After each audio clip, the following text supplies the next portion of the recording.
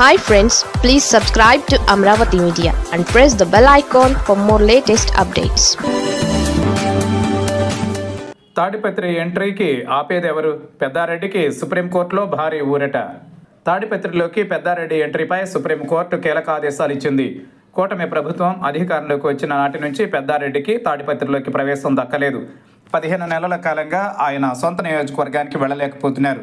ఇటీవల ఆయనకు అనుకూలంగా హైకోర్టు ఆదేశాలు రావడంతో మరోసారి తాడిపత్రి వెళ్లాలని ప్రయత్నించారు. కాగా జేసీ ప్రభాకర్ రెడ్డి వ్యూహాత్మకంగా వ్యవహరించారు. తిరిగి హైకోర్టు డివిజన్ బెంచ్ పెద్దారెడ్డికి అనుమతి నిరాకరించింది.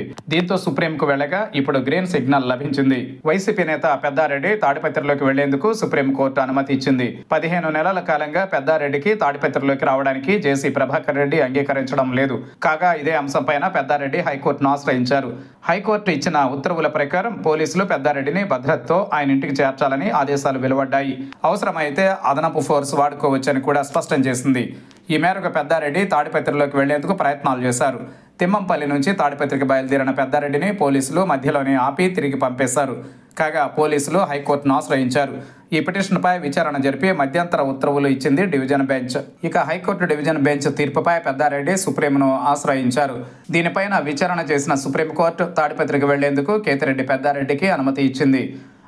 ఆంధ్రప్రదేశ్ హైకోర్టు సింగిల్ జడ్జి ఇచ్చిన ఉత్తర్వులు కొనసాగుతాయని ఆదేశాలు ఇచ్చింది సుప్రీంకోర్టు. తాడిపత్రి వెళితే ఎవరు ఆపుతారని న్యాయస్థానం ప్రశ్నించింది. ఏపీ హైకోర్టు డివిజన్ బెంచ్ ఇచ్చిన ఉత్తర్వులపై స్టే ఇచ్చింది. పెద్దారెడ్డి భద్రతకు అవసరమైన అన్ని ఖర్చులు తామే భరిస్తామని పెద్దారెడ్డి తరఫు న్యాయవాదులు కోర్టుకు చెప్పారు.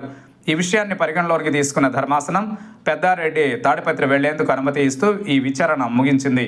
దీంతో ఇప్పుడు పెద్దారెడ్డి తాడిపత్రిలోకి వెళతారా, ఏం జరుగుతుందనేది ఉత్కంఠగా మారుతోంది.